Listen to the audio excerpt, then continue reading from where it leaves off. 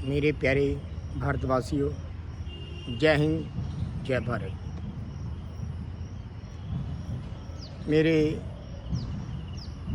सज्जनों, मेरे दोस्तों, अक्सर हम वो कहावत भी सुनी है कि कर भला सो हो भला अंत भले का भला। अर्थात जब हम दूसरों का भला करते हैं, हमारा अपना ही भला हो जाया करता है। ऐसा ही एक प्रसंग आता है। कहते हैं कि एक बार एक औरत रोज़ उसने खाना बनाना, एक निवाला निकालना और अपने घर के पास उसको बड़े अच्छे बर्तन में रख देना। रोज़ाना वहाँ पर एक संत आते थे, एक महात्मा आते थे, एक साधु आते थे। उसने वो नवाला लेना, वो खाना लेना, चले जाना और रोज़ यही कहते जाना, ईश्वर का शुक्राना करते जाना, मालिक का शुक्राना करना कि मालिक तूने मेरे को ये खाना दिया, तेरा शुक्राना करता हूँ।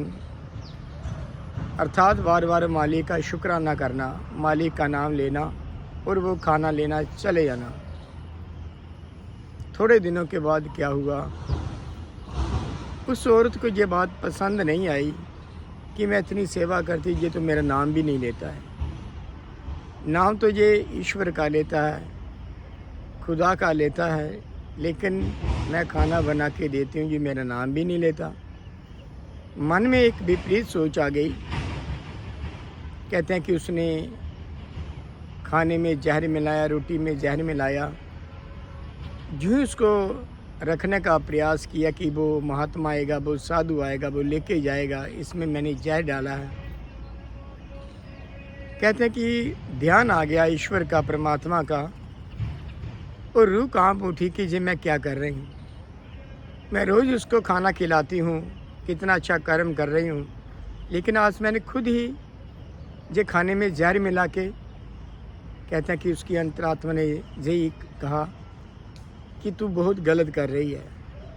अर्थात जब भगवान की ओर ध्यान गया, ईश्वर की ओर ध्यान गया, एक सकारात्मक सोच मन में पैदा होगी। वो खाना लिया और जला के फेंक दिया बाहर। दूसरा खाना रखा वहाँ पर। कहते हैं कि वो महात्मा, वो साधु आए, ईश्वरगान करते आए ईश्वर का, परमात्मा का। वो खाना लिया, चले गए। थोड़ी दूर के वो भाई पहुँचा ही था, एक नौजवान आया। धूप बहुत ही, उसको भूख लगी थी और उसको गर्मी के कारण चक्कर भी आ रहा था, और वो वहाँ पर बैठ गया। उधर से वो संत आ गया, वो महात्मा आ गया, वो साधु आ गया। आगे से उससे कहते हैं कि साधु ने पूछा उसको, उसने कहा कि मेरी सेहत ठीक नहीं है, मेरे को भूख भी लग रही है। आगे से उस महात्मा ने, उस संत ने कहा कि मैं रोज़ ही एक घर से खाना लाता, मैं खा लेता हूँ, लेकिन आज ईश्वर ने शायद तेरे लिए भेजा है। वो नवाला, वो खाना उस नौजवान को दिया। उस नौजवान ने वो खाना खा लिया। खाना खाने के उपरांत वो अपने घर में आया और माँ को कहने लगा कि माँ, मेरे को आज बहुत भूख लगी थी और मेरी सेहत भी ठीक नहीं थी, लेकिन एक संत मिला, एक महात्मा मिला, एक साधु मिला। वो कहता कि मैं किसी घर से रोज़ रोटी लेके आता हूँ, खाना खुद खाता हूँ, लेकिन आज मेरा दिल कर रहा कि मैं ये खाना तेरे को खिला दूँ। उस औरत को पता चल गया कि ये खाना तो मेरे हाथों का परोसा हुआ है। रूह कांप गई कि अगर मेरा ध्यान परमात्मा की ओर ना जाता तो आज मैं उसमें जहर मिला देती। अगर जहर मिलाया होता, ये उस साधु का नुकसान नहीं होता, लेकिन मेरा खुद का नुकसान हो जाता। अर्थात मेरा बेटा ये खाना खा लेता, इसकी मृत्यु हो जानी थी। इसी प्रकार से कहते हैं कि हमें हर एक का भला करना चाहिए। अर्थात कर भला सो भला अंत भले का भला। जब हम दूसरों का भला करते हैं, उसके बदले में हमारा अपना भी लाभ होता है, अपना भी भला होता है। तो हम प्रयास करें कि हमारे मनों के भीतर ऐसी कोई सोच ही ना आए कि दूसरों का नुकसान हो, दूसरों का कोई ऐसी बात आए, वो दूसरों की नकारात्मक सोच हमारे मनों में ना ही आए।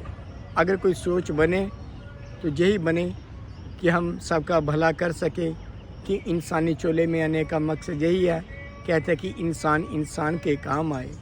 अगर कोई इंसान कहे कि मैं परमात्मा की इबादत करता हूँ, बंदगी करता हूँ, क्या करेगा प्यार वह भगवान से, क्या करेगा प्यार वह ईमान से, जन्म लेकर गोद में इंसान की, जो कर ही ना पाया प्यार इंसान से। अगर इंसान से मोहब्बत और प्यार करना ही नहीं सीखा, कौन से वो खुदा की परमात्मा की बात कर रहा है। अक्सर वही बात कि एक उम्र भी कम है प्यार करने के लिए, लोग वक्त कहाँ से निकाल लेते हैं नफ़रतों के लिए। हम प्रयास करें कि हर जन के साथ प्यार करते जाएं, सबका सहयोग करते जाएं, सबके भले की कामना करें। तो परमात्मा के आगे यही अरदास करें, यही फरियाद करें कि हर मानवता का, हर इंसान का, हर जन का भला हो। इन्हीं शब्दों के साथ जय हिंद, जय भारत।